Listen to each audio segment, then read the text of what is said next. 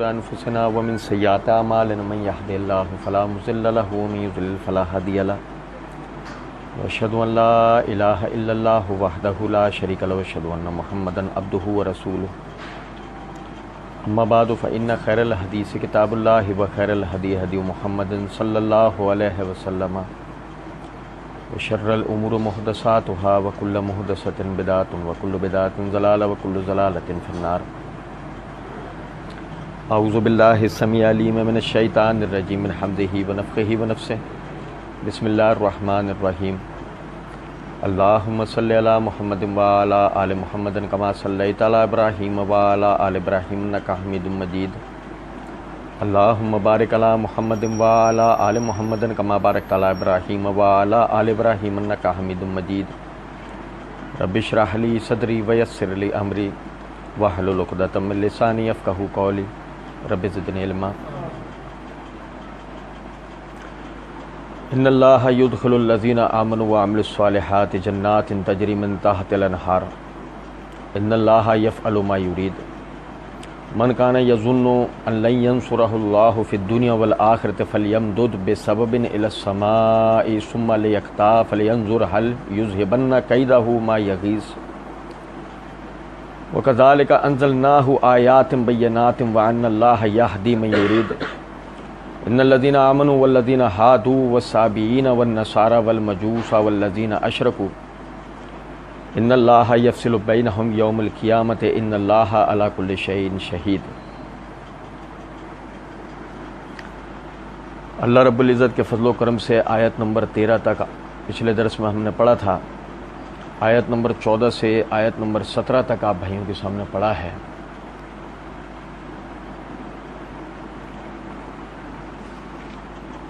دو باتیں ان آیات کو پڑھنے سے پہلے سمجھیں۔ نمبر ایک، جو میں نے سورت کی ابتدا کے اندر بھی آپ بھائیوں کے سامنے یہ بات رکھی تھی کہ اللہ رب العزت نے وہ حضرات کے جو اپنے آپ کو اہل مذاہب میں سے تصور کرتے ہیں اور یہ کہتے ہیں کہ ہمارا تعلق فلاں مذہب سے ہے، اور اس مذہب سے تعلق کے سبب وہ یہ کہتے ہیں کہ ہم جنت کے اندر داخل ہوں گے۔ اب اس کے بعد ان کا عقیدہ چاہے کوئی بھی ہو، ان کا عمل چاہے کیسا بھی ہو، اللہ رب العزت نے پہلے ایک پہچان کرائی اپنی عظمت کی، اپنی شان کی، کچھ مثالیں دیں جو ہم نے پڑھی تھی۔ ان مثالوں کے دینے کے بعد اللہ رب العزت نے ذکر کیا ان کا کہ جو اللہ کے سوا کسی اور کو پکارتے ہیں، کسی اور سے اپنی حاجت طلب کرتے ہیں۔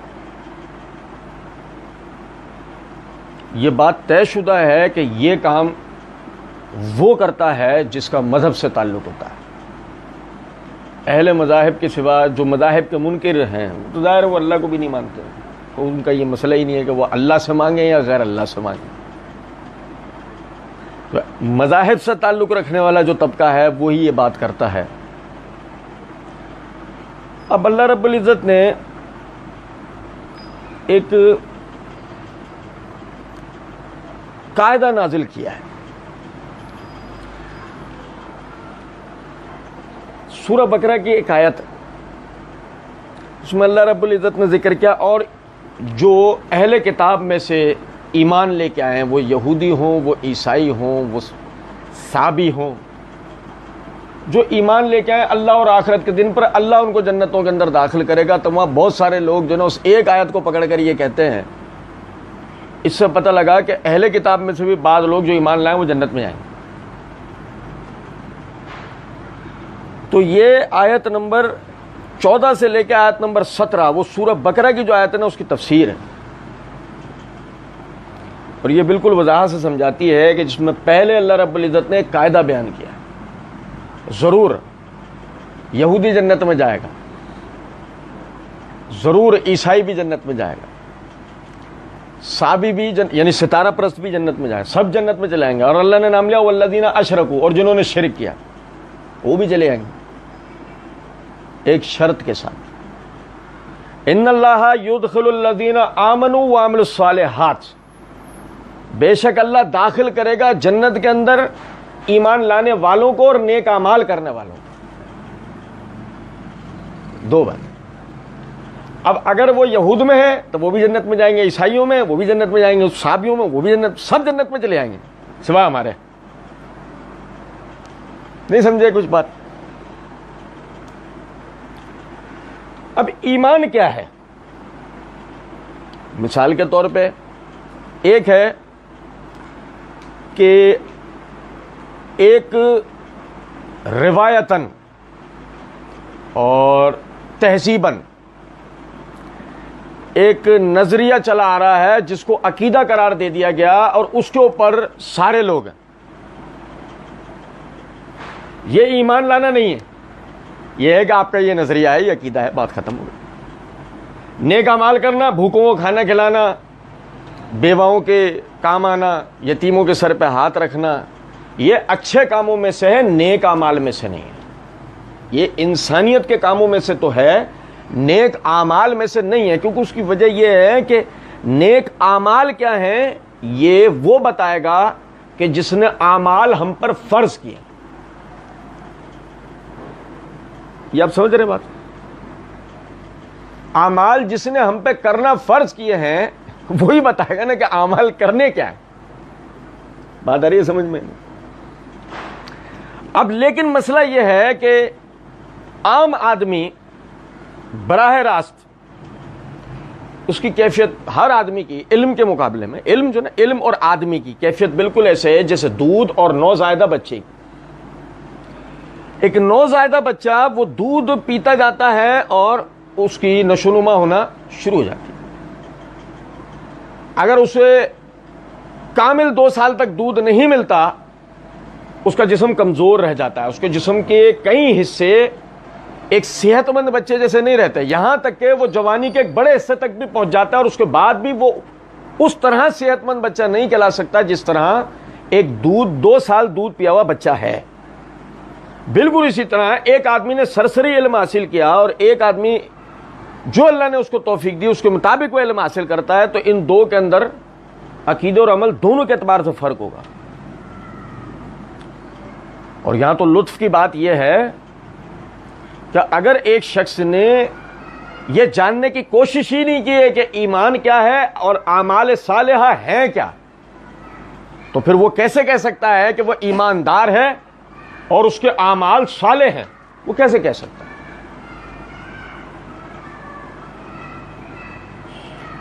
اور پھر اللہ نے وہ سکھایا کس کو؟ مثال کے طور پر میرے جیسی موٹی عقل والا، اس کو اگر اللہ رب العزت سمجھائے پہلی مرتبہ میں، کیوں اللہ رب العزت نے پہلی مرتبہ میں سمجھانا ہے اور میرے پہلی مرتبہ میں سمجھ میں آنا ہے، لیکن مسئلہ ہے میرے جیسی موٹی عقل والا پہلی مرتبہ میں کیا 100ویں دفعہ بھی نہیں سمجھ پائے گا.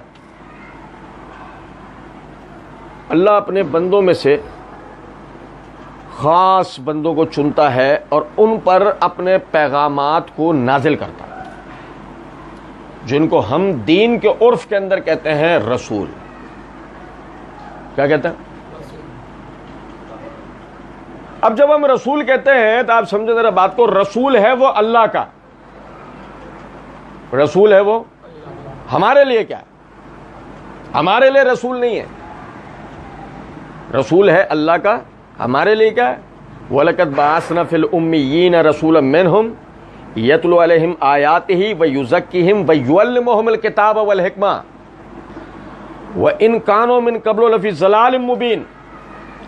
اور البتہ اللہ نے بے پڑھوں میں سے چن کر ایک شخص کو بطور رسول انہی میں بھیجا جو ان پر اللہ کی آیتیں تلاوت کرتا ہے، انہیں پاک کرتا ہے، انہیں کتاب کی تعلیم دیتا ہے اور حکمت کی، اور اس کے آنے سے پہلے یہ کھلی گمراہی میں تھے. تو اس کا مطلب اللہ کے رسول ہیں، ہمارے معلم ہیں، ہمارے ٹیچر ہیں، ہمارے استاد ہیں، ہمارے ٹرینر ہیں، ہمارے پریچر ہیں. اللہ کے رسول ہیں، رسول ہمارے نہیں ہیں. ہمارے کون ہیں؟ ہمارے لیڈر ہیں، ہمارے رہنما ہیں، ہمارے قائد ہیں، ہمارے امام ہیں.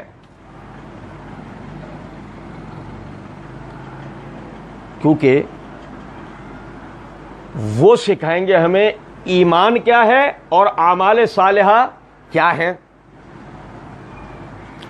پھر وہ سکھانا کس طرح کا ہے؟ وہ سکھانا دو طرح کا ہے. پہلا زبانی بتانا، مثلا اللہ اپنی ذات میں یکتا ہے، اللہ اپنی ذات میں یکتا ہے، اس وجہ سے اللہ کے سوا کوئی بھی معبود نہیں ہے.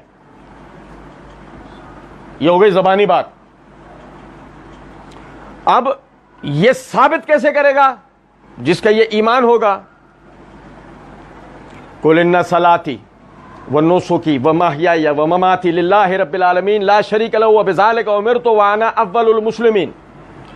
اے نبی صلی اللہ علیہ وسلم آپ فرمائیے کہ میری نماز، میری قربانی، میرا جینا، میرا مرنا اللہ تمام جہانوں کے پروردگار کے لیے ہے کہ جس کا کوئی شریک نہیں ہے، اور میں اسی بات کا حکم دیا گیا ہوں. وَبِذَلِكَ أُمِرْتُ. اب سمجھے ذرا اس بات کو کہ وہ یہ ثابت کرنے کے لیے نماز پڑھے گا، قربانی کرے گا، جہاد کرے گا، سبحان اللہ، الحمدللہ، اللہ اکبر، استغفر اللہ، سبحان اللہ و بحمدہ، سبحان اللہ العظیم، مثلا زبانی بدنی عبادتیں بجا لائے گا، اللہ کے لیے ثابت کر دے گا کہ اللہ کے سوا اس نے کسی کو معبود نہیں مانا، اللہ کو مانا، اللہ کے لیے کر رہا. اب اس یعنی کہ یہ تو ہے کہ اللہ کو یکتا مانا، اس کے سوا کوئی معبود نہیں ہے، تو یہ سب کر کے دکھایا. اب آپ اندازہ کریں دیگر چیزیں اپنی جگہ پر ہیں، دیگر تمام باتیں اپنی جگہ ہیں. آخرت کو مان کے عمل کیسے کرے گا؟ تقدیر کو مان کے عمل کیسے کرے گا؟ میزان عمل کو یعنی میزان جو کل قیامت کے دن رکھا جائے گا اس پہ اگر ایمان لے کے آیا تو اس کے لیے یہاں عمل کیا کرے گا؟ یہ ثابت کیسے ہوگا کہ یہ تمام چیزوں کے اوپر ایمان لے کر آیا ہے؟ وہ ایمانیات، وہ اعمال صالحہ اللہ رب العزت نے محمد رسول اللہ صلی اللہ علیہ وسلم پر نازل کیے، اور نبی صلی اللہ علیہ وسلم نے وہ ہمیں سکھایا. پھر اللہ نے یہ شرط رکھ دی کہ ان اللہ یدخل الذین آمنوا وعملوا الصالحات جنات، کہ بے شک اللہ داخل کرے گا ایمان لانے والوں کو اور نیک اعمال کرنے والوں کو باغات میں، جنات میں، جنتوں میں، تجری من تحت الانہار، جن کے نیچے نہریں بہتی ہیں. میں فلاں پیر کا مرید ہوں، میں مرتے ہی سیدھا جنت میں جاؤں گا. میں فلاں پیر کا مرید ہوں، میں مرتے ہی سیدھا جنت میں جاؤں گا. اور پیر صاحب، اور جو پیر صاحب ہیں وہ مرتے ہی سیدھا جنت میں جائیں گے؟ آپ فلاں پیر صاحب کے مرید ہو، آپ مرتے ہی سیدھا جنت میں جا رہے ہیں، اور جب پیر صاحب ہیں، پیر صاحب مرتے ہی وہ سیدھا، ان کا کیا ہے معاملہ؟ وہ جنت میں جائیں گے یا ان کا کوئی حساب کتاب ہونا ہے؟ سنیں ذرا بات کو. یہود کہتے ہیں کہ روز آخر یہود کو چھوڑ کے سب کا حساب ہوگا. عیسائی کہتے ہیں کہ روز آخر مسیحوں کو چھوڑ کر سب کا حساب ہوگا. میں بتاؤں گا کیا مطلب ہے. اچھا، ہندو بت پرست وہ آخرت کوئی نہیں مانتے، وہ تو سیدھے سے کہتے ہیں آدمی مرتا ہے پھر دوبارہ کسی اور روپ میں زندہ ہو جاتا ہے، پھر مرتا ہے پھر دوبارہ کسی اور روپ میں زندہ ہو جاتا ہے، پھر مرتا ہے پھر دوبارہ کسی اور روپ میں زندہ ہو جاتا ہے. وہ تو آخرت کوئی نہیں مانتے. اب سمجھیں ذرا اس بات کو. اب ہمارا والا بھی کہہ رہا ہے کہ بھائی فلاں پیر صاحب کا مرید ہوں. اچھا، یہ فلاں پیر صاحب کے یہ 10-12-15 ہزار مریدیے ہیں، فلاں پیر صاحب کے 25-30 ہزار مریدیے ہیں، فلاں پیر صاحب کے 1-1.5 لاکھ مریدیے ہیں، فلاں پیر صاحب کے 50-60 ہزار مریدیے ہیں. یوں کرتے کراتے 2.5-3 کروڑ 5 کروڑ پیر بھی تو ہمارے یہاں تھوک کے باؤ ہیں نا چاروں طرف. تو وہ سمجھے ذرا بات کو کہ 5-10 کروڑ 20 کروڑ کی آبادی جو ہے وہ بغیر حساب کتاب جنت میں جاری ہوگی. اور اتنے صحابہ نہیں تھے. حجۃ الوداع کے خطبے میں جو حضرات شریک ہوئے 1,60,000 افراد تھے. وہ 1,60,000 صحابہ. معرفت الصحابہ کی جو کتابیں ہیں ان کو بھی اگر ہم اٹھا کے دیکھتے ہیں تو ان کے اندر بھی ہمیں 25-30 ہزار کے حالات ملتے ہیں. لیکن یہاں پتہ یہ لگ رہا ہے کہ 2.5-3 کروڑ افراد بغیر حساب کتاب جنت میں آ رہے ہیں. وہ ساری محنتیں کرنے کے بعد بھی ان کی جنت جہنم کی آج تک بحث ہو رہی ہے. ایک چوچو آتا ہے وہ یوٹیوب پہ مرزا، وہ بحثیں کر رہا ہے. اور ایک یہ والے 2.5-3 کروڑ افراد وہ سیدھے کدھر جا رہے ہیں؟ وہ کہاں جا رہے ہیں؟ وہ پیر فلاں پیر صاحب سیدھے جنت میں جائیں گے. صوفی وہ سارے سب جنت میں جائیں گے. صوفیوں کے جتنے سلسلے سارے جنت میں. اب سمجھیں ذرا اس بات کو. اگر اور بلکہ لطف کی بات تو یہ ہے کہ ہمارے یہاں ایک گروہ تو ایسا بھی ہے جو کہتا ہے یہود کی طرح کہ ہم تو پیدا ہی جنت کے لیے ہوئے ہیں، ہم سرکار کے امتی ہیں، پیدا ہی جنت کے لیے کیے گئے. چلو بیڑا غرق ختم. اب سوال یہ پیدا ہوتا ہے نماز روزہ حج زکوٰۃ کن کے لیے نازل ہوا ہے؟ بھئی یہ دین کے جتنے بھی اعمال ہیں یہ سب کس کے لیے نازل ہوئے ہیں؟ سوچیں. یہود سب جنت میں جا رہے ہیں، عیسائی سب جنت میں جا رہے ہیں، مجوسی سب جنت میں جا رہے ہیں، ہمارے والے سب جنت، سارے جنت پہنچ گئے. اب پتہ نہیں نماز روزہ حج زکوٰۃ قربانی وغیرہ کی جو چیزیں جتنی بھی ہیں یہ سب پتہ نہیں کس کے لیے اتری ہیں. فرشتے تو پہلے سے اعمال کر رہے تھے، فرشتے تو نیک اعمال پہلے سے کر رہے تھے. جنات اپنی جگہ وہ مکلف ہیں، وہ اپنی عبادتیں کر رہے ہیں، سب اپنی جگہ لگے ہوئے ہیں. ہم بیری کے پتوں سے غسل کر رہے ہیں. ہم کیا کر رہے ہیں؟ اچھا ایسی ایک سوال ذہن کے اندر آتا ہے کہ اگر مثال کے طور پر میں 15 شعبان کی بدعت کا قائل ہوں اور میں رہتا ہوں دنیا کے ایسے خطے میں جہاں بیری کا درخت نہیں اگتا،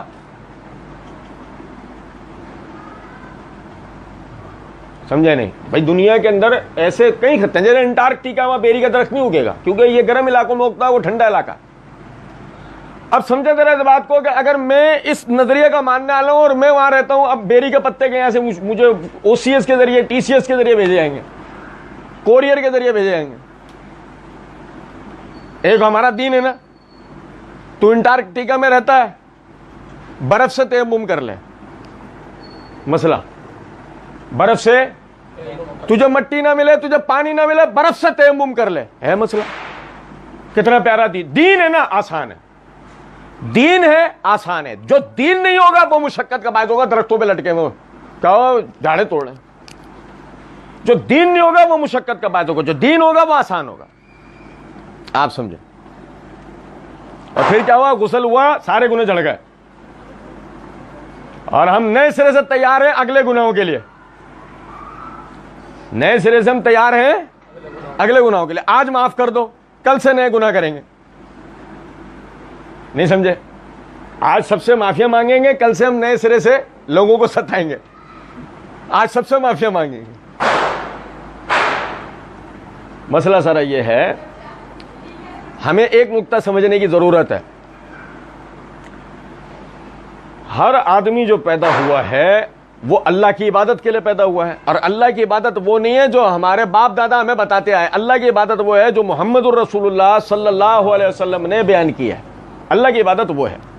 تو میرے باپ دادا ہندو تھے، ہم سب کے باپ دادا.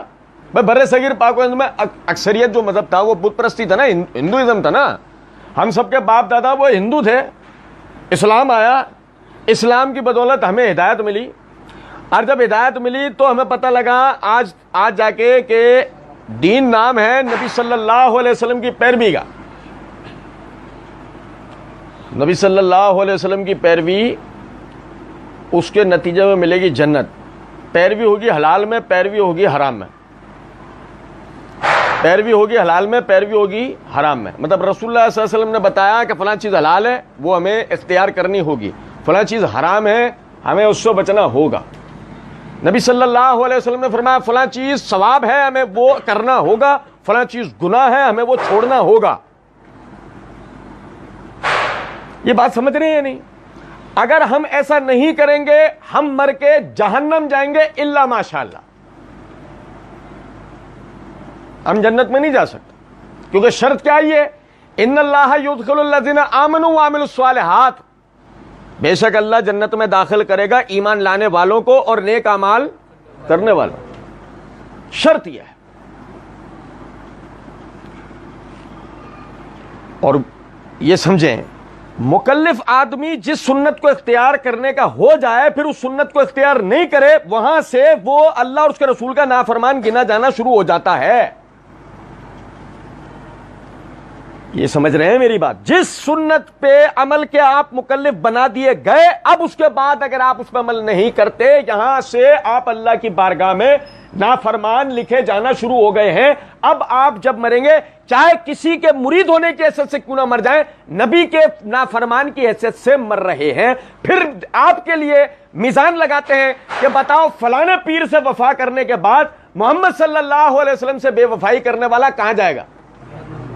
آپ نے کہا، اور اللہ تو سب سے زیادہ عادل ہے، آپ نے ہی فیصلہ یہ کیا کہ وہ کہاں جائے گا؟ جہنم میں۔ تو اللہ جو سب سے زیادہ انصاف کرنے والا ہے وہ کہاں بھیجے گا؟ جنت میں۔ یہ اصول ہے کہ جو ایمان لائے گا، نیک اعمال کرے گا، وہ جنت میں جائے۔ پھر اللہ فرماتا ہے ان اللہ یفعل ما یرید، بے شک اللہ جو چاہتا ہے وہ کرتا ہے۔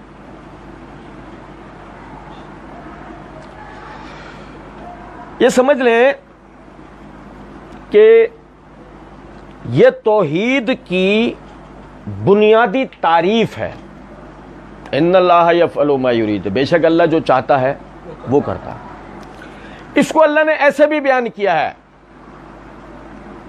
وَإِنَّمَا أَرَادَ أَن يَقُولَ لَهُ كُن فَيَكُن، جب ہم کسی کام کا ارادہ کریں، اسے کہیں ہو جا، وہ مشیت اور ارادہ کس کا ہے؟ اللہ کا، اور اس مشیت و ارادے میں کسی کو کوئی دخل نہیں ہے۔ مثال، اللہ رب العزت نے فرمایا فرشتوں سے انی جاعل فی الارض خلیفہ، میں زمین میں اپنا خلیفہ بنانے والا ہوں۔ آدم اور حوا کو بھیجا کہاں تھا؟ جنت میں۔ آدم اور حوا علیہم السلام کو بھیجا کہاں؟ دونوں حضرات کو جنت میں۔ اور ان کی تخلیق سے پہلے فرشتوں سے کہہ دیا میں زمین میں اپنا۔ اب اللہ رب العزت نے یہاں سے بات آگے لے آنے سے پہلے بالکل ایسے ہی اللہ رب العزت نے جب ابلیس کو دھتکارا اور ابلیس نے کہا اب میں تیرے سیدھے رستے پر بیٹھوں گا، تیرے بندوں کو دائیں سے بائیں سے سامنے سے پیچھے سے اوپر سے بہکاؤں گا، اللہ رب العزت نے فرمایا مجھے میری بزرگی کی قسم تو اور تیرے پیروکاروں سے جہنم کو بھر دوں۔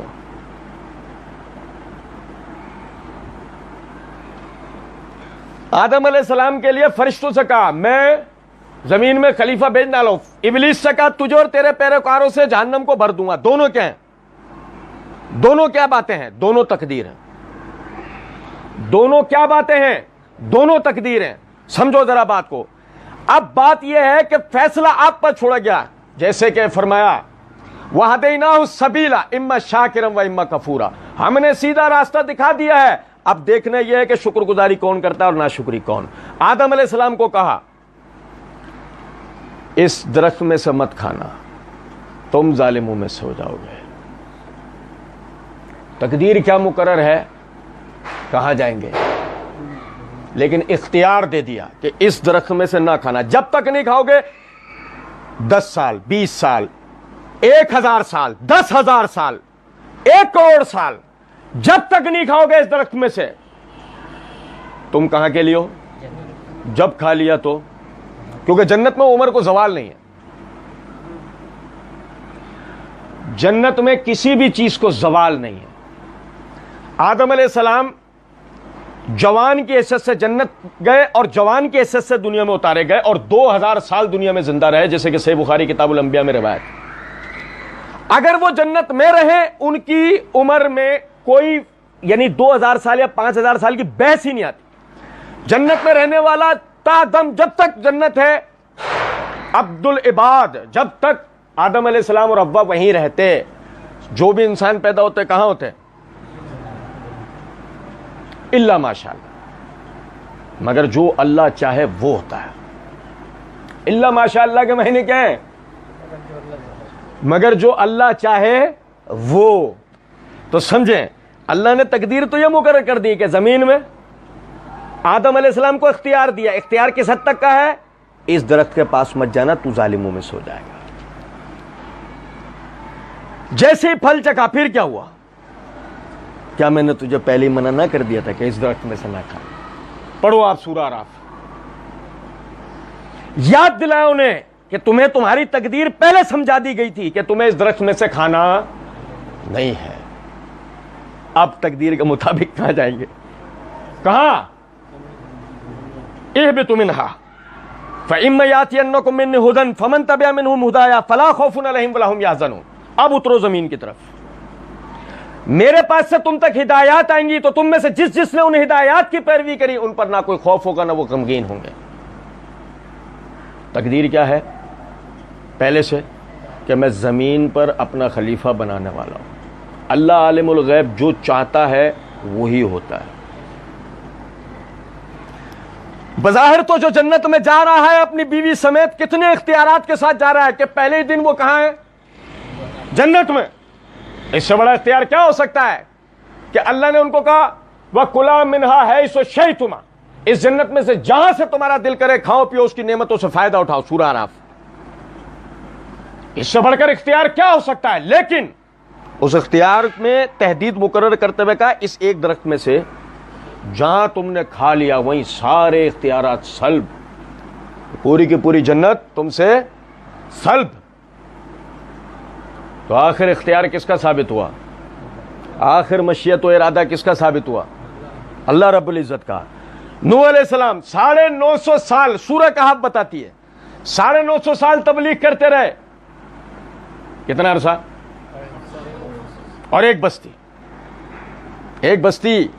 سنیں، وہ 3 دن کے لیے، 10 دن کے لیے، 20 دن کے لیے، 40 دن کے لیے وہ چلے کاٹنے والے، وہ سہ روزے کرنا، فلانے کرنے والے، ڈھمکے کرنے والوں کے لیے بہت بڑی نصیحت ہے. ایک ہی بستی 950 سال.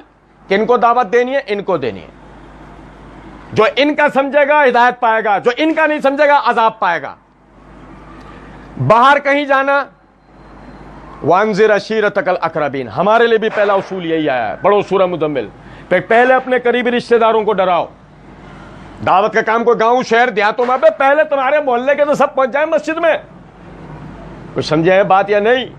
سنو، 950 سال تبلیغ، رات دن کی محنت، ہر قسم کی دکھ تکلیف پریشانی اللہ کے دین کے لیے، اللہ کی رضا کے لیے اٹھانے کے بعد اللہ کی طرف سے سجھایا گیا، سمجھایا گیا، سکھایا گیا کشتی کا بنایا جانا.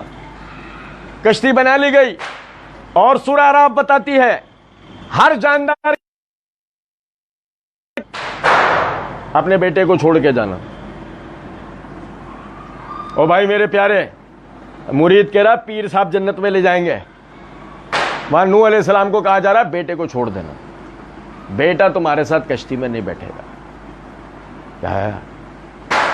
اللہ پڑھو سورہ اعراف، پڑھو سورہ پڑھو. اللہ ان ابنی من اہلی، میرا بیٹا میرے. ارادہ کس کا ثابت ہوا؟ بیٹے کو عذاب دینا ہے تو دینا ہے. بیٹے کو آپ اندازہ کریں. بہت سی باتیں ہیں، میں صرف ایک بتا رہا ہوں. صحیح بخاری، صحیح مسلم، کتاب الجنائز اٹھا کے دیکھیں آپ. پھوپھی، چچا، سارے خاندان کو اکٹھا کر کے نام لے لے کے کہہ رہے ہیں مجھ سے جو بھی تمہارا تقاضا ہو کر لو، مگر ایمان لے آؤ، اللہ سے ڈر جاؤ، اعمال کرو. سب کو ایک ایک کر کے نام لے کے مخاطب کر کے سمجھاتے ہوئے آخر میں باری آتی ہے فاطمہ کی. فاطمہ کون ہے؟ صحیح مسلم کتاب الفضائل، فاطمہ رضی اللہ تعالیٰ عنہ کی فضیلت کا باب اٹھا کے دیکھیں. فرمایا میری یہ بیٹی جنت کی عورتوں کی سردار ہے. وہ جنت کی عورتوں کی سردار بیٹی کو مخاطب کر کے کہہ رہے ہیں اے میری بیٹی، دنیا میں تجھے جو کچھ مجھ سے لینا لے لے، کل قیامت کے دن میں تیرے کوئی کام نہ آ سکوں گا. ہمارا والا کہہ رہا پیر صاحب کے مرید ہیں سیدھے جنت میں جائیں گے. مذاق ہے؟ ان اللہ یفعل ما یرید، بے شک اللہ جو چاہتا ہے وہ کرتا ہے. سمجھے ذرا اس بات. آیت اتاری اللہ نے. کیا موقع تھا؟ غزوہ احد ہے. نبی صلی اللہ علیہ وسلم پر کفار نے حملہ کیا. اس حملے کے نتیجے میں صحابہ کرام رضوان اللہ علیہم اجمعین نے آپ کو گھیرا کہ کسی بھی طرح کفار آپ تک نہ پہنچ جائیں. لیکن اتنا شدید حملہ تھا کہ جو ایک زور کا دھکا پڑا آپ صلی اللہ علیہ وسلم گرے اور زمین سے آپ کے گھٹنے پہ رگڑ آئی، سر پہ بوجھ پڑنے کی وجہ سے، یہاں گھٹنے میں رگڑ آئی، سر پر بوجھ پڑنے کی وجہ سے جو خود آپ نے پہن رکھی تھی، خود لوہے کی ٹوپی جو مجاہد اس زمانے میں جہاد کے دوران پہنتے تھے، اس خود کی کڑیاں گال میں پھنس گئیں، گڑ گئیں، خون بہہ پڑا، پتھراؤ۔ وہ جب انہوں نے دیکھا ہم قریب نہیں پہنچ پا رہے ہیں، انہوں نے دور سے پتھراؤ شروع کر دیا، آپ صلی اللہ علیہ وسلم کے دندان مبارک شہید ہو گئے۔ اس حالت کے اندر آپ کی زبان سے نکلا وہ قوم کیسے فلاح پا سکتی ہے جو اپنی طرف آنے والے ہادی کے ساتھ یہ سلوک کرے؟ اللہ رب العزت نے آیت نازل فرمائی، لیس لک من الامر شیء، اے نبی صلی اللہ علیہ وسلم کسی بھی معاملے میں آپ کو کوئی اختیار نہیں ہے۔ ایسے کسی بھی معاملے میں آپ کو کوئی اختیار، یار اندازہ تو کریں، آپ کو انہیں اختیار نہیں ہے، اور کیفیت یہ ہے کہ ہمارا والا کہہ رہا ہے جو تقدیر میں نہ لکھا ہو وہ حسین سے مانگو۔ بھائی میرے پیارے، آپ سمجھیں، ابو جہل بلکہ چھوڑیں ابو جہل، یہ جتنے مکے کے یہ مشرکین ہیں جن کو اللہ نے آگے جو یہ کہا ہے نا، ان الذین آمنوا والذین ہادوا والصابین والنصارى والمجوس والذین اشرکوا، اور وہ جنہوں نے شرک کیا، یہ جن کو اللہ مشرک کہہ رہا ہے، اللہ رب العزت، میں نے پچھلے دنوں درس میں بتایا تھا، اللہ رب العزت نے ان کے لیے ایک بات سمجھائی، ان مشرکین کے لیے سمجھائی کہ ان سے پوچھیں امن یملک السمع والبصر، ان سے پوچھیں سماعت اور دیکھنے کا مالک کون ہے؟ یہ کہیں گے اللہ۔ امن یجیب المضطر اذا دعاہ، ان سے پوچھیں کہ بے قرار تکلیف میں کس کو پکارتا ہے؟ ویکشف السوء، اور جیسا پکارا ہے وہ اس کی تکلیف کو دور کرتا ہے، وہ کون ہے؟ جس جگہ دیکھو اللہ یہ کہتا ہے ان سے سوال کرو، یہ کہیں گے اللہ، ان سے سوال کرو، یہ کہیں گے اللہ، اور یہی ہوتا ہے کہ جب ان سے سوال کیا رسول اللہ صلی اللہ علیہ وسلم نے، انہوں نے جواب میں کہا اللہ۔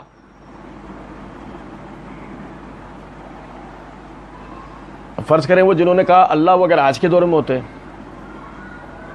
پرانی بات ہے، حیدرآباد کے ایک نامی گرامی ایک حضرت صاحب ہیں، میں نے خود ان کا خطبہ سنا، میں نے خطبہ سنا اپنے کانوں سے، مجھے کسی نے بتایا نہیں ہے، میں نے سنا ایسے۔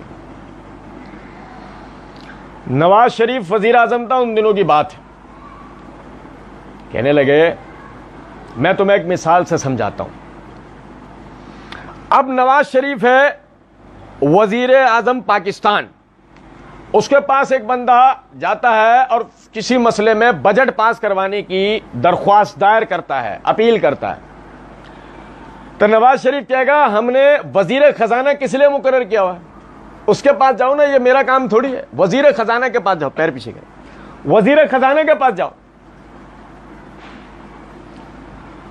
اب دیکھو وہ ڈائریکٹ پہنچا نواز شریف کے پاس، وزیر اعظم کے پاس، وزیر اعظم نے کہہ دیا وزیر خزانہ کے پاس جاؤ، کہ ہم نے خزانہ تو سارا اس کو دے رکھا ہے، خزانے کی ذمہ داری تو اس کے پاس ہے، اس کے پاس جاؤ۔ تو اب جو وزیر اعظم کے پاس جائے گا وہ بے وقوف ہوگا یا نہیں ہوگا؟ ساری پبلک فوراً، ہمارے جو پبلک ہپنوٹائز ہو جاتی ہے فوراً، جی جی جی جی بالکل، سبحان اللہ، ماشاء اللہ، انشاءاللہ، اور استغفر اللہ، اور سیدھا پہلے ہی دروازے سے جلاد کوڑے لیے کھڑے ہیں۔ سنیں، بات یہاں ختم نہیں ہوتی، کہتے ہیں بس یہی مثال ہے محمد صلی اللہ علیہ وسلم کی بادشاہت کی۔ یہی کوئی شیعہ ذاکر ہوتا تو کہتے ہیں علی کی بادشاہت کی، یہ کوئی دوسرا والا ہوتا تو اپنے کسی پیر کا نام لے دیتا۔ کچھ بات آ رہی ہے سمجھ میں یا نہیں؟ جس کا جہاں دل کرتا، کرنا سب نے ایک کام ہے، اور وہ یہ کہ کسی بھی طرح اللہ کے اختیارات مخلوق میں بانٹیں، کہ جو کرتا ہے اللہ کرتا ہے، لیکن نہیں، یہ کہتے ہیں اللہ ہی تو نہیں کرتا، باقی سب کرتے ہیں، باقی ہر ایرا گیرا نتو خیرا بھی کر رہا ہے، ایرا گیرا نتو خیرا۔ مثال دیتا ہوں آپ، بھائی ایک چوراہے سے آپ گزرے، ایک پکی قبر بنی ہوئی ہے، کیا بنی ہوئی ہے؟ ایک پکی قبر بنی ہوئی ہے، ذرا سمجھیے گا۔ اب جو پکی قبر بنی ہے، چار دیواری وغیرہ اس کے اوپر کھڑی ہوئی ہے، آپ کو کیا لگے گا کہ یہ کیا ہے؟ ایک عام آدمی کو کیا لگے گا؟ مزار ہے، اس میں کوئی اللہ کا ولی ہوگا۔ اب بھلے وہ مزار نہ ہو، وہ کوئی مجہول قبر ہو جس پر اس کے خاندان والوں نے محبت اور عقیدت کے اندر عمارت تعمیر کر دی ہو، بات سمجھ رہے ہیں نہیں؟ ہمارے یہاں تو اللہ کے ولی کی شناخت بس یہ ہے کہ جس کی قبر پکی اور اس پہ عمارت بنی ہوئی ہو. ہمارے یہاں اللہ کے ولی کی وہ شناخت نہیں آئی ہے جو محدثین، فقہا، اصولیین نے بیان کر رکھی ہے، جس کے پیچھے قرآن اور حدیث کے دلائل ہیں. ہمارے یہاں وہ ولایت کی پہچان نہیں. ہمارا ولایت کی پہچان یہ ہے کہ اگر زندہ ہے تب ابا جانی جیسا ہو، اور اگر مرا ہوا ہے تو ایسا ہو جائے عبد الوہاب شاہ جیلانی کی درگاہ بڑی خوبصورت سی گنبد گنبد یہ وہ ساری چیزیں بنی ہوئی نا کہ بس یہ اللہ کا ولی ہے.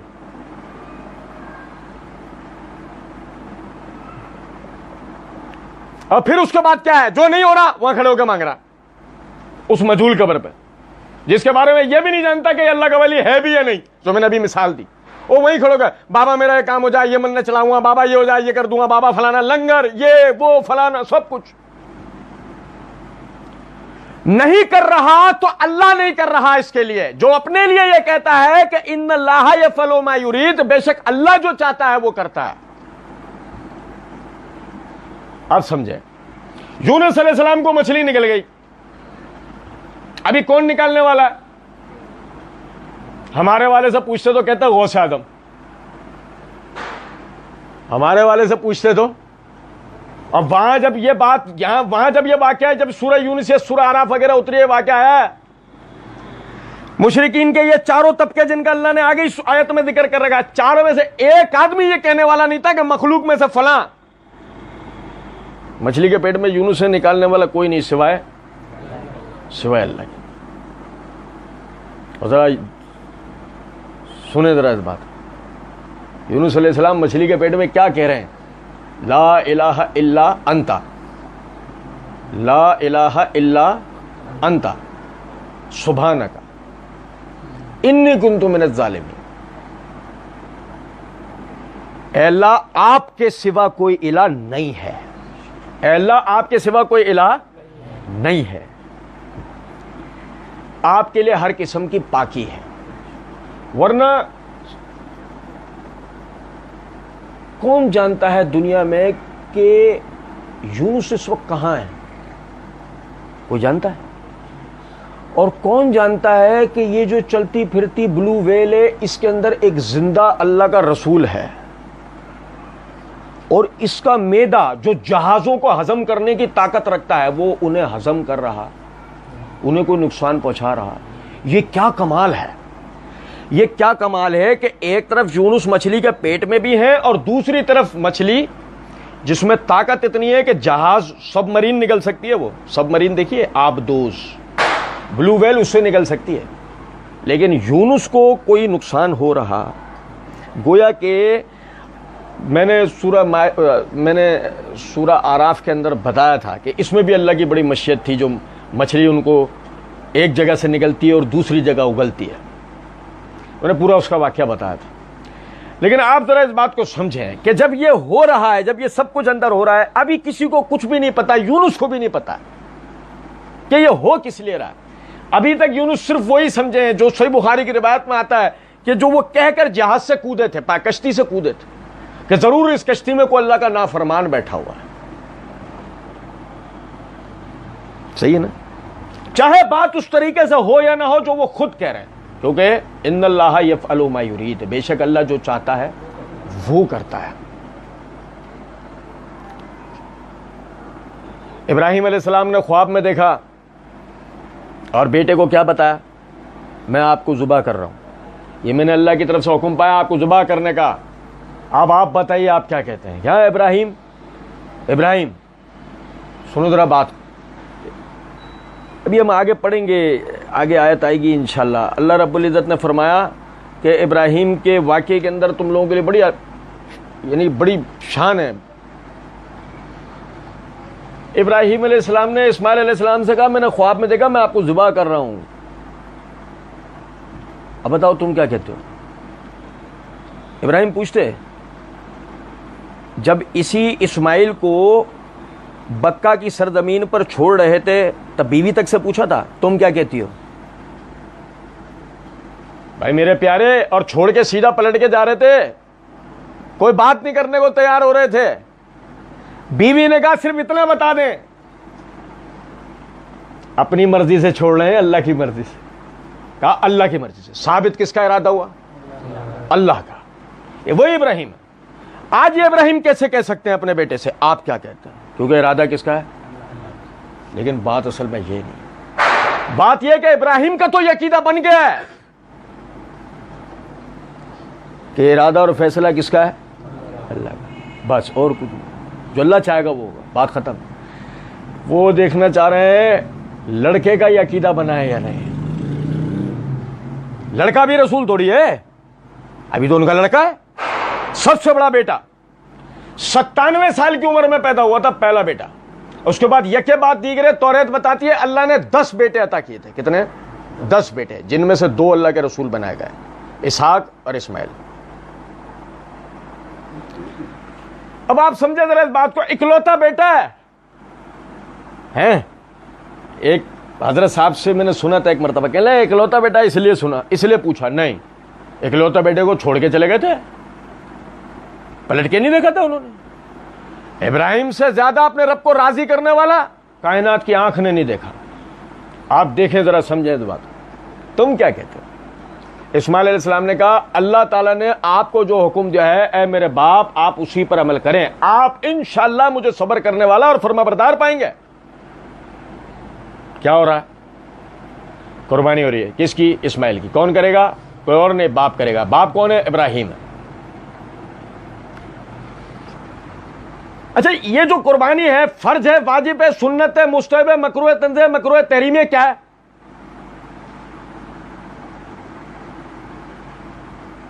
ہمارا اللہ پوچھتا نا، نہیں تو داڑھی رکھنا سنت ہے، فرض تھوڑی ہے. رفع دین کرنا فرض ہے، واجب ہے، سنت ہے، کیا ہے بتاؤ؟ وہاں کوئی ہمارا والا کھڑا ہوتا تو فوراً نہیں. اسماعیل کو ایک منٹ، چھری پھیرنے سے پہلے یہ مسئلہ بتائیں، یہ فرض ہے، واجب ہے، سنت ہے، مکروہ ہے، مکروہ ہے، تحریم ہے، کیا؟ یہ پہلے تو بہت ممکن ہے جبرائیل کا اسی کو لٹاؤ.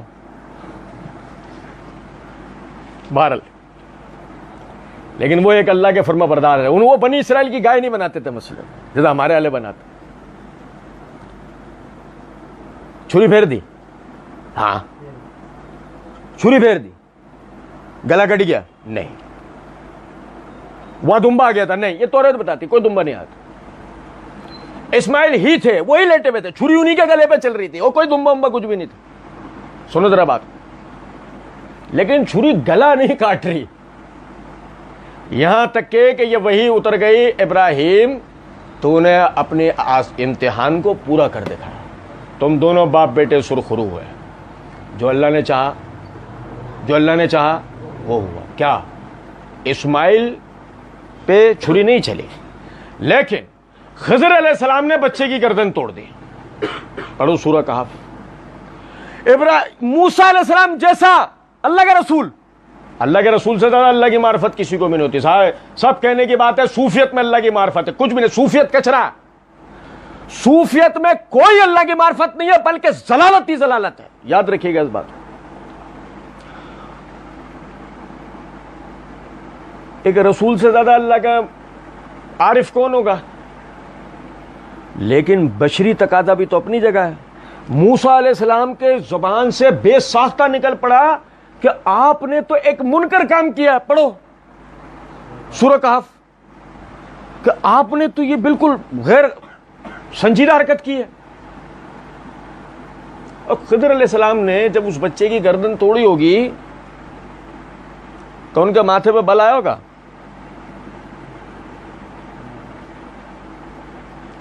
بتائیں، ان کے ماتھے پہ بل آیا ہوگا؟ نہیں آیا. کیوں؟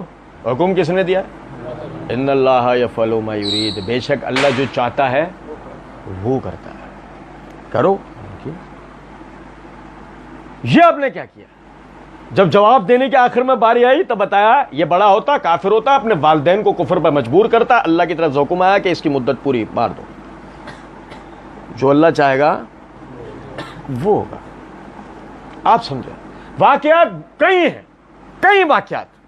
آپ دیکھو نا، سمجھے ذرا اس بات کو. ابو بکر اپنے ہی بیٹے سے کہہ رہے ہیں، بیٹے نے محبت میں کہہ دیا ابا جان آپ میری تلوار کے نیچے غزوہ بدر میں 3 مرتبہ آئے، میں نے آپ کو چھوڑ دیا کہ آپ میرے باپ. ابو بکر جواب میں کہتے ہیں بیٹا تو بدر والے دن میری تلوار کے نیچے 1 مرتبہ بھی آتا، اللہ کی قسم میں تیری گردن اڑا دیتا. وجہ کیا ہے؟ وہ بیٹا ہونے کی حیثیت سے لڑ رہا تھا، یہ مومن ہونے کی حیثیت سے لڑ رہے تھے. یہ فرق ہے. یہ اللہ کے فرما بردار ہونے کی حیثیت سے لڑ رہے تھے, وہ باپ کا فرما بردار ہونے کی حیثیت سے لڑ رہا تھا. دونوں میں بہت فرق ہے. یہ عقیدہ بنائیں کہ جو اللہ چاہے گا وہ ہوگا, کسی کے بھی چاہنے سے کچھ ہو سکتا. مریم کہتی ہیں, آپ دیکھیں, میں عموماً یسوع مسیح والے واقعے میں, یسوع مسیح اور ان کی والدہ کا جو واقعہ ہے نا, یقین کریں میں اس میں کہتا ہوں اللہ کی اتنی بڑی نشانی ہے اس کے اندر. مطلب آدمی یہ ماننے پہ مجبور ہو جاتا ہے کہ واقعی بادشاہت کس کی ہے؟ اللہ کی. آدمی کے پاس کوئی چارہ نہیں رہتا کہ وہ یہ تسلیم کرے کہ واقعی یسوع مسیح اللہ کے بیٹے ہیں. کہنے لگے نا, وہ کہنے لگے یسوع مسیح اللہ کے بیٹے ہیں, ارے مریم بیوی ہے, نعوذ باللہ. پتہ آپ کو قرآن نے واقعہ کہاں سے شروع کیا ہے؟ قرآن نے واقعہ شروع کیا ہے, فرشتہ آیا مریم کے پاس بیٹے کی بشارت لے. قرآن نے ایسا واقعہ, قرآن قانون کی کتاب ہے نا, میں سورہ یوسف میں بتایا تھا نا, قرآن قصے کہانیوں کی کتاب نہیں ہے, قرآن قانون کی کتاب ہے. ایک ایک لفظ میں ہمارے لیے بیش بہا عبرت نصیحت معزت ہیں.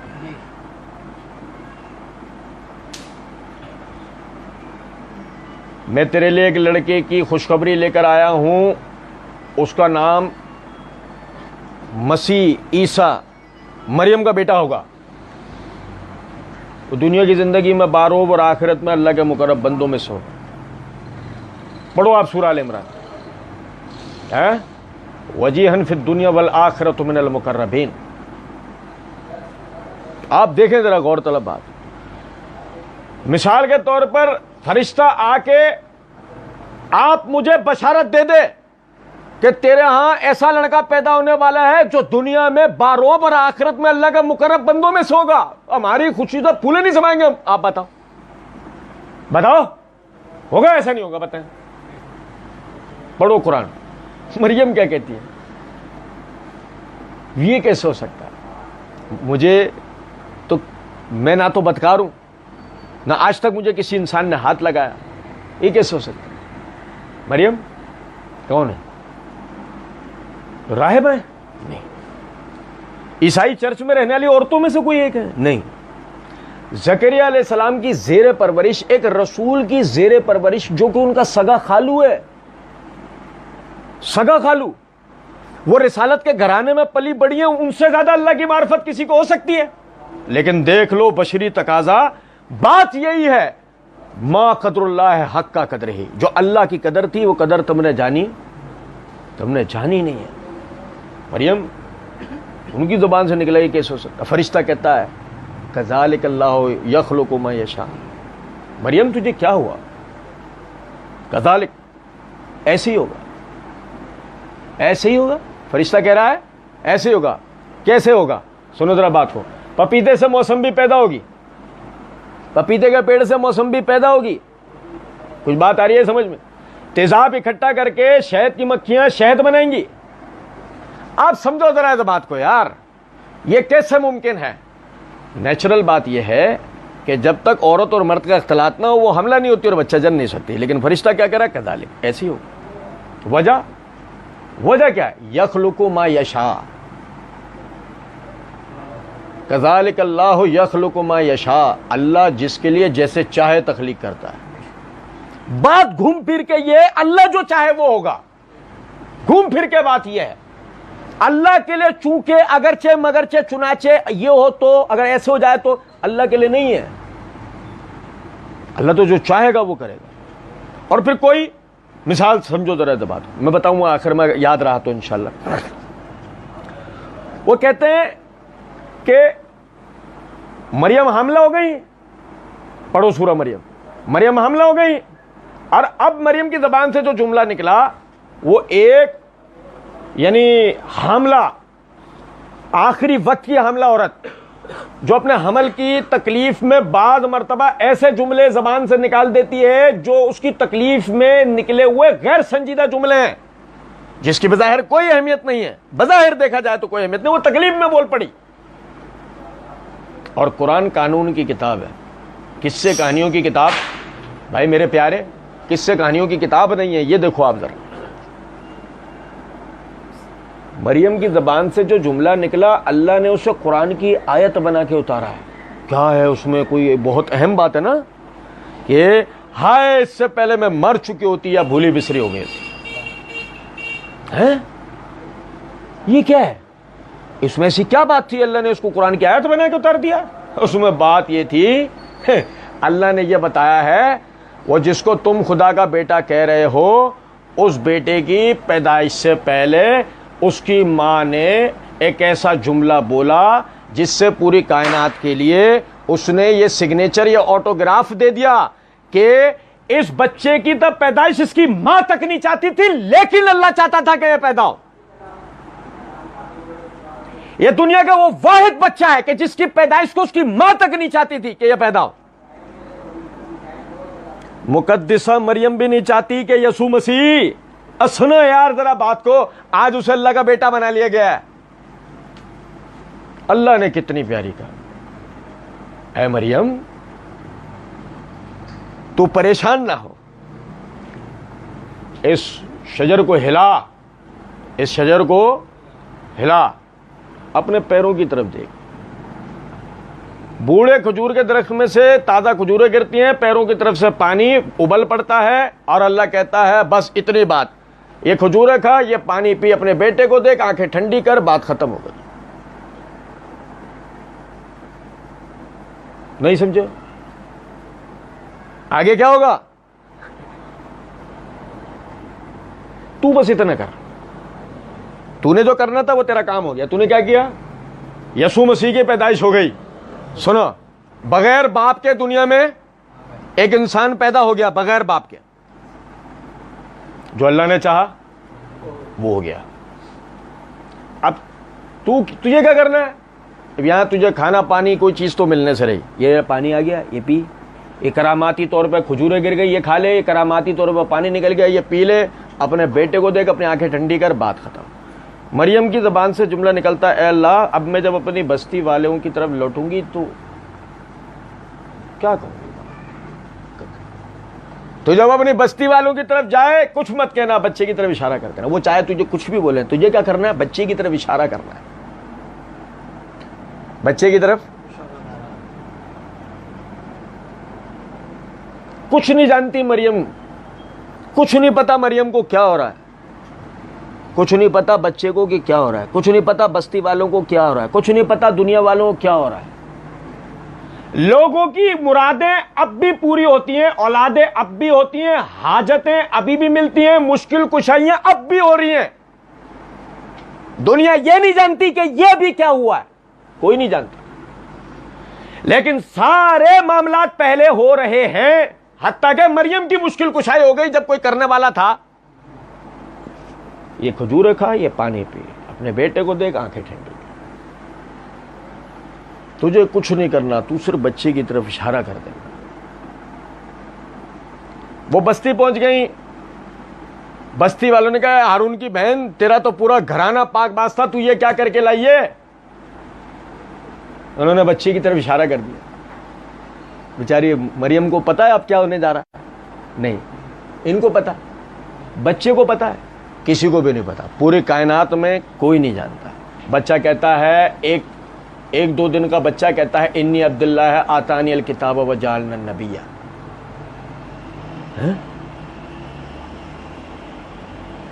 ایک دو دن کا بچہ صاف زبان کے اندر کہہ رہا ہے میں اللہ کا بندہ ہوں, مجھے کتاب دی گئی ہے اور بنی اسرائیل کی طرف بحیثیت رسول بھیجا گیا ہے. بات ختم.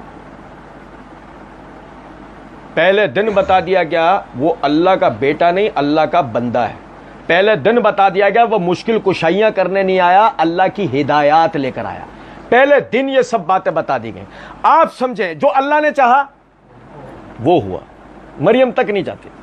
ان اللہ یفعل ما یرید, بے شک اللہ جو چاہتا ہے وہ کرتا ہے. آپ کی طرف آنے والے سیلابوں کو کوئی بھی روکنے والا نہیں ہے, آپ کی طرف آنے والی نعمتوں کو کوئی بھی روکنا لینے. اللہ رب العزت نے قانون بیان کرا سورہ یونس کے اندر, اگر اللہ تمہیں کوئی بھلائی پہنچانا چاہے تو زمین آسمان میں کوئی ایسا نہیں اس بھلائی کو تم سے روک لے, اور اگر اللہ تمہیں کوئی مشکل تکلیف پریشانی دے کر آزمانا چاہے تو کوئی ایسا نہیں ہے اس مشکل اور پریشانی کو تم پر سے ٹال سکتا ہو. بے شک اللہ جو چاہے گا وہ ہوگا. اور اس میں ایک آخری بات آپ سمجھیں, وہ کیا ابراہیم علیہ السلام نے کہا, وَإِذَا مَرِضْتُ فَهُوَ يَشْفِينِ, میں جب بھی بیمار ہوتا ہوں اللہ شفا دیتا. میں جب بھی بیمار ہوتا ہوں, کیوں؟ بیماری کس کی طرف سے ہے؟ شفا کس کی طرف سے؟ بیماری اور شفا تو دونوں اللہ کی طرف سے ہے. پھر بیماری کا انتصاب اپنی طرف اللہ کی طرف نہیں کر رہے, کیوں؟ سمجھے, وہ بات نہیں کرو, وہ بات نہیں کرو جس سے اللہ کی شان میں کوئی عیب آنے کی گنجائش بھی بنے. وہ بات نہیں کرو, کیوں؟ الحمدللہ رب العالمین. حمد جس چیز کا نام ہے وہ صرف اور صرف ہے ہی اللہ کے لیے. ہم جس چیز کا نام ہے کائنات میں کوئی اس کا سزاوار ہے تو وہ صرف اللہ سبحانہ و تعالی ہے. حمد ہوگی تو صرف اس کی ہوگی, باقی کسی کی نہیں ہوگی. یا بات سمجھ رہے نہیں سمجھ رہے؟ اب اس صورت کے اندر آپ دیکھیں وَإِذَا مَرِضْتُ, اور جب میں بیمار ہوتا ہوں, یہ نہیں کہا جب اللہ مجھے بیمار کرتا ہے, اور جب میں بیمار ہوتا ہوں شفا یہ ہے. ان اللہ یفعل ما یرید, بے شک اللہ جو چاہتا ہے وہ کرتا ہے. نبی صلی اللہ علیہ وسلم کو کہا قل لا اقل لکم عندی خزائن اللہ بلا علم الغیب بلا اقل لکم انی ملک ان اتبع الا ما یوحی الی. اے نبی صلی اللہ علیہ وسلم آپ فرمائیے میں تم سے یہ نہیں کہتا میرے پاس اللہ کے خزانے, نہ میں علم غیب جانتا ہوں, نہ میں یہ کہتا ہوں میں کوئی فرشتہ ہوں. میں تو اس وحی کی پیروی کرتا ہوں جو میری طرف اللہ رب العزت کی طرف سے نازل ہوتی ہے. دوسرے مقام پر سورہ اعراف کے آخری رکوع کے اندر کہا قل لا املک لنفسی نفعا ولا ضرا الا ما شاء اللہ. اے نبی صلی اللہ علیہ وسلم آپ فرمائیے میں اپنے فائدے یا نقصان کا کسی قسم کا اختیار نہیں رکھتا, الا ما شاء اللہ, جو اللہ چاہتا ہے وہ ہوتا ہے. بلو کنت عالم الغیب لاستکثرت من الخیر وما مسنی السوء, مجھے اگر علم غیب ہوتا میں اپنے لیے بہت ساری بھلائیاں اکٹھی کر لیتا, مجھے تو کوئی تکلیف ہوتی ہی نہیں.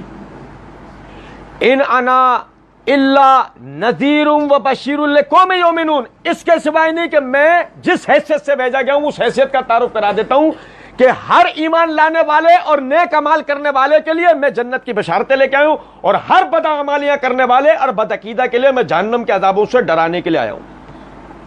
یہ ہے میرا منصب. ہم سمجھیں اس بات کو. آج کیفیت یہ ہے اس اللہ مالک الملک سے ہم نے اپنے عقیدے کو ہٹا کر کس سے لگا؟ گھوڑوں سے. گھوڑے کہاں؟ مولا کا گھوڑا ہے, کیا کرے گا بھائی؟ حاجتیں پوری ہوتی ہیں, اس کو ہار پہنانے سے یہ ہوتا ہے, اس کو یہ کرنے سے یہ ہوتا ہے, اس کا یہ ہو جاتی یہ ہوتا ہے, اس کو بھنگ پلا کے لائیں اس کو. مولا گھوڑا ٹون آ رہا ہے.